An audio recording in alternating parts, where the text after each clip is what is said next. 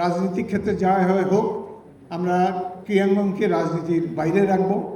এখন তো আরেক বিপদ সামনে উপস্থিত হয়েছে, মানবিক করিডোর। আমরা কি জনগণের সম্মতি ব্যতি রেখে যুদ্ধে জড়িয়ে পড়তে যাচ্ছি? দেশের মানুষ আজকে অনেক উৎকণ্ঠিত। গণতন্ত্রকে পুনর্বাসিত করার জন্যে হাজারো শহীদের রক্তের প্রতি সম্মান জানিয়ে অবিলম্বে গণতান্ত্রিক ব্যবস্থা প্রবর্তন করা উচিত। কিন্তু তাদের মধ্যে কি যে চিন্তা ভাবনা, এটি আমরা বুঝতে অক্ষম। ফেব্রুয়ারি মাসের এক সভায় আমরা 5 জন মহাসচিব সহ গেলাম, তার সাথে মিটিং করলাম। 4 জন উপদেষ্টা সহ তিনি আমাদের সাথে বসলেন। মিটিংয়ে পরে ঘোষণা দিলেন যে ডিসেম্বর মাসে ইলেকশন হবে। এক সপ্তাহ পরেই দেখি যে সেই ঘোষণা আর থাকলো না। এখন পরের বছরে জুনের মধ্যে ইলেকশন হবে। এইভাবে একটি রাষ্ট্রকে নিয়ে তারা ছিনিমিনি খেলছে। এখন তো আরেক বিপদ সামনে উপস্থিত হয়েছে, মানবিক করিডোর। আমরা কি জনগণের সম্মতি ব্যতি রেখে যুদ্ধে জড়িয়ে পড়তে যাচ্ছি?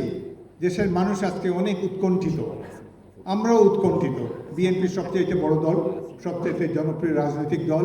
আমরা কিছুই জানি না আগামী দিনে এই রাষ্ট্র কীভাবে পরিচালিত হবে। আমরা তো কিছুই চাই না, আমরা শুধুমাত্র একটা সুষ্ঠু নির্বাচন চাই। জনগণ যাকে খুশি ভোট দিয়ে তাদের পছন্দের দলকে ক্ষমতায় নিক, আমাদের কোনো আপত্তি নেই। এই ধরনের যদি সুযোগ না দেওয়া হয়, তাহলে রাজনীতি তো রাজনীতি, এই খেলাধুলাও কোনো বিকশিত হবে না। আমরা চাই বাংলাদেশ ক্রীড়া ক্ষেত্রে অনেক সুনাম অর্জন করুক, কিন্তু দেশের যখন অভিভাবকহীন হয়ে পড়ে দেশের রাজনৈতিক নেতৃবৃন্দ যখন সততার মাধ্যমে ক্ষমতায় অধিষ্ঠিত থাকে, নির্বাচনের নামে শুধুমাত্র কারচুপি হয়, তাহলে তো সাধারণ মানুষের জন্য, দেশের অর্থনীতির জন্য অনেক দুঃসহ পরিস্থিতির মুখোমুখি হতে হবে। দেশ যেভাবে চলুক, আমাদেরকে হয়তো আগামী দিনে আরও সংগ্রাম করে যেতে হবে। তবে ক্রীড়াক্ষেত্রে আজকে যে অবকাঠামোটি গঠন করে দেওয়া হলো, তারা সকলেই প্রতিষ্ঠিত ক্রীড়ানুরাগী, অনেক খ্যাতনামা খেলোয়াড়রাও এখানে রয়েছেন। আমরা সবাই মিলে বাংলাদেশের ক্রীড়াঙ্গনকে আরও সমৃদ্ধ করতে চাই।